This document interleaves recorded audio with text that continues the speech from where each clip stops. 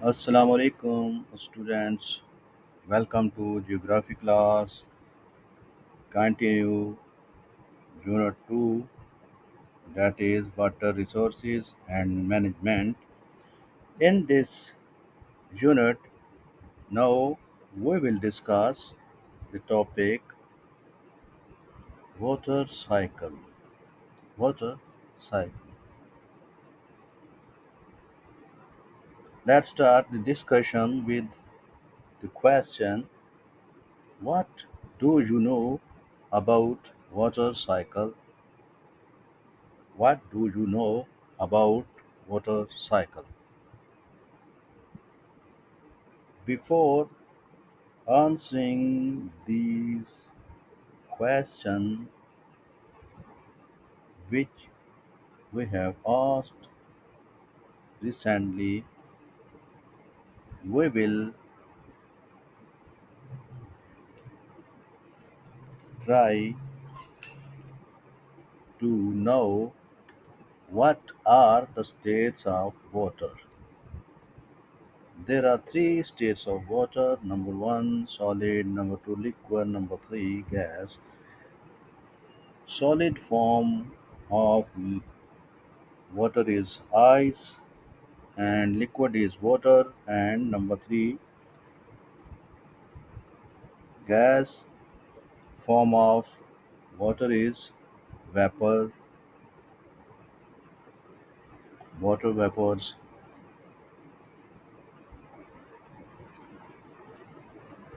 There are now we will start to answer the question, what is water cycle? In water cycle there are four steps which are being followed since centuries or million years ago. The four major steps are followed by the nature in maintaining the water cycle. Number one, condensation; number two, precipitation; number three, collection; number four, evaporation. In next slide, we will discuss condensation and precipitation. Thereafter, we will discuss the collection and evaporation. Look at the board. There is a condensation. What is condensation? When water change from gas to its liquid form, it is called condensation.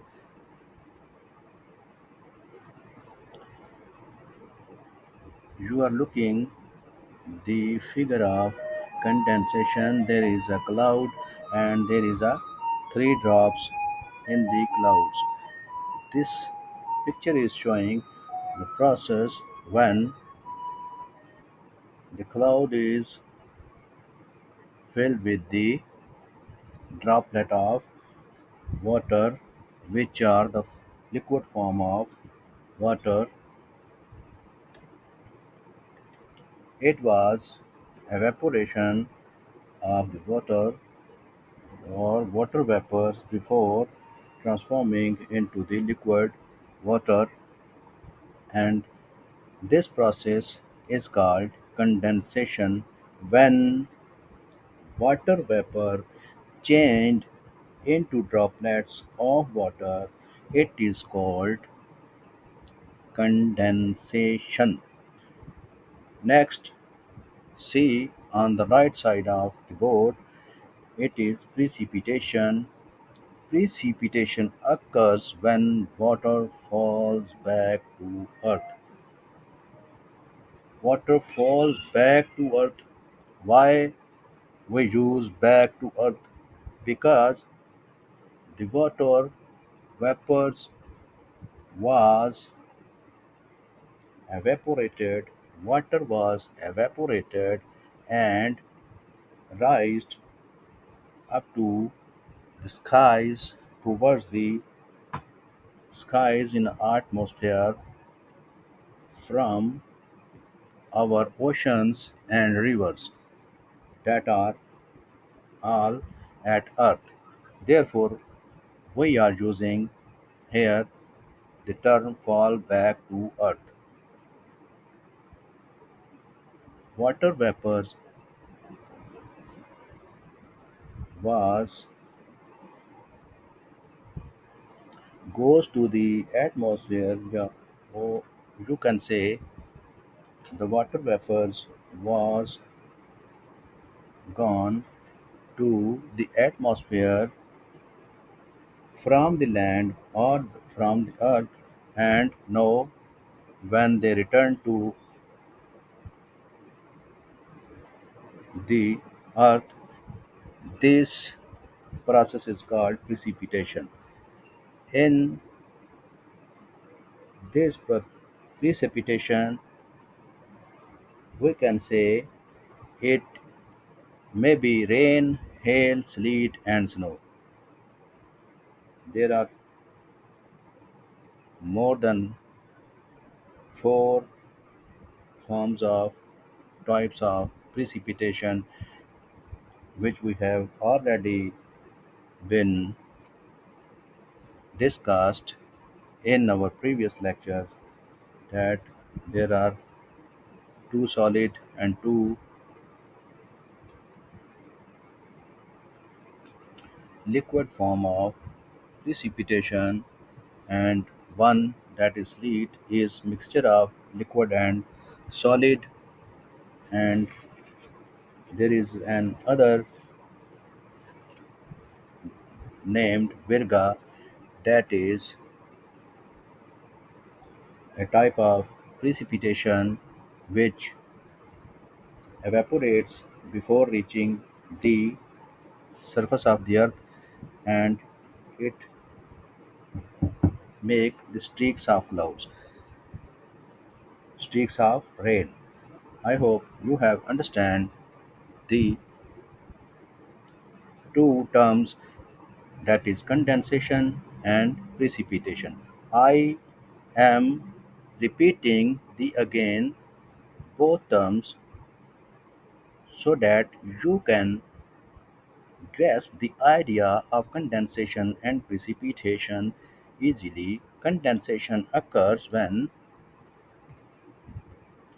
water changes from a gas back into liquid. The liquid collects in the clouds. Number two, precipitation. Precipitation occurs when water falls back to earth. This can happen in the form of rain, hail, sleet, and snow. Let's move to next. It is collection and evaporation. In collection, we can say collection occurs when the precipitation collects in oceans, lakes, rivers, and streams. It often soaks into the ground and is stored as groundwater. We have already been discussed the how groundwater is recharged. In our previous lectures, we have used word seepage, and we are now reading the word soak, that are the same.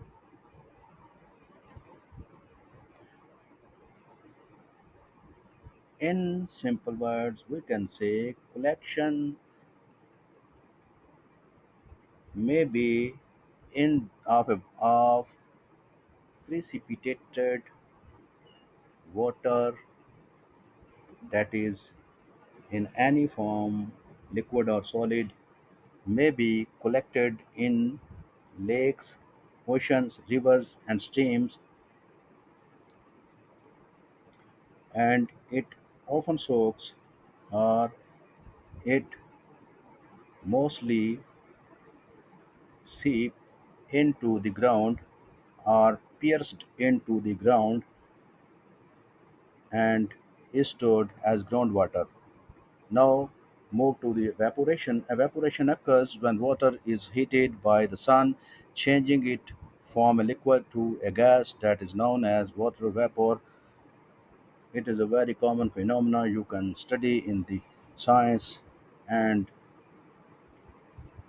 in the lower classes. Evaporation, the process of evaporation, you are very familiar with the idea of evaporation, how it took place. Now we will move to see the cycle of water and try to understand the whole phenomena of water cycle. It is at number first, you keep you should keep in the mind at first you always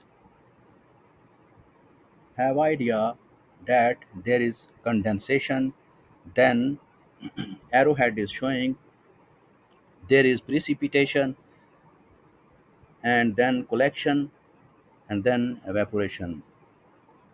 These are four steps which are being followed by the nature since many centuries ago, or you can say since the million years ago. These four steps are being followed by the nature itself. Now I have idea that you have understand the water cycle very clearly, and you can explain the whole process of water cycle in your own words. Now we will see what we have studied in previous slides. Why does it matter the whole water cycle which is discussed recently has what importance, or why we are discussing the whole process of water cycle. You know, the water cycle is important because it moves nutrient around and provides plants, animals, and humans with water. You know, every food has its some nutrient which are beneficial for the growth, development of our bodies, and as well as health of animals, human beings, plants, and all species living on the earth. Water is a fundamental need of all things.